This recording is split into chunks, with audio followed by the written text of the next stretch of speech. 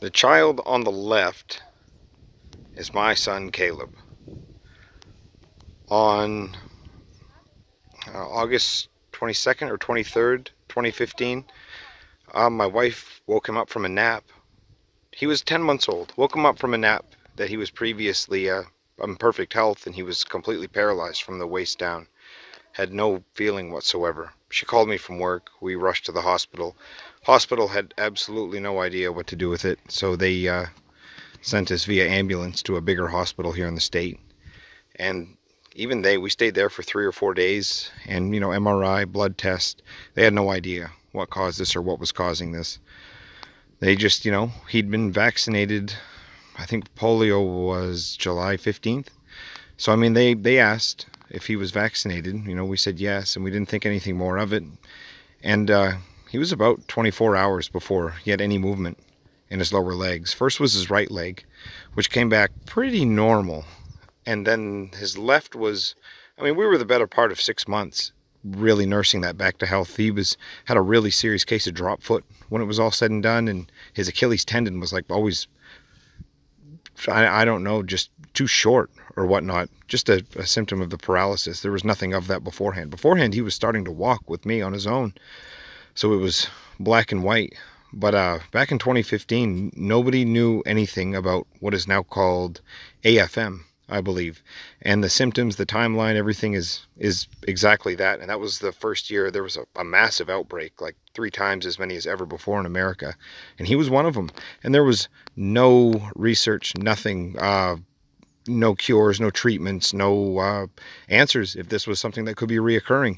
He previously had perfect health all the way around. And after that, he also had, it never directly affected his respiratory system, other than he would have like allergies kind of all the time, a wheezing, a coughing late at night.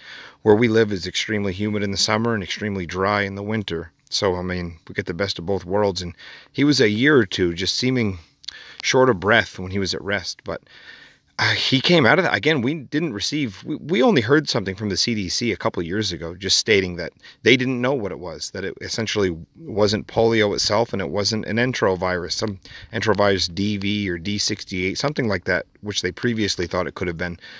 The closest now was this AFM, which my heart goes out to all the families still dealing with it. I see a really big surge in news reports and whatnot of it lately. So, my heart goes out to the parents dealing with this. We never received any support. All we did was braces, physical therapy, and there actually was a local children's charity foundation, the Carl Robert Dream Foundation, that they helped us with a pair of braces in a time of need. They were very, very expensive, out of pocket, $500 to $1,000. Luckily now he's made it to just needing foot inserts, and he's walking, running, riding bike, doing everything his friends are doing. Just started pre-K, and he's made quite a recovery just with our rural homesteading farm life, healthy food, organic food, and yeah, certainly nothing from the medical industry. It just blows my mind. We never heard a thing from anybody regarding this or any checkups. Whoop, I'm sorry, he decided to be in the garden. But yeah, just wanted to reach out there to all the other parents going through this. Have faith. Things do get better. They did in our case. I know a lot of parents and a lot of children have it much worse, but at 10 months old, it was scary because we couldn't hear from, he couldn't talk to us, tell us what was going on, and what he was feeling, what he wasn't feeling. And yeah, that's our story.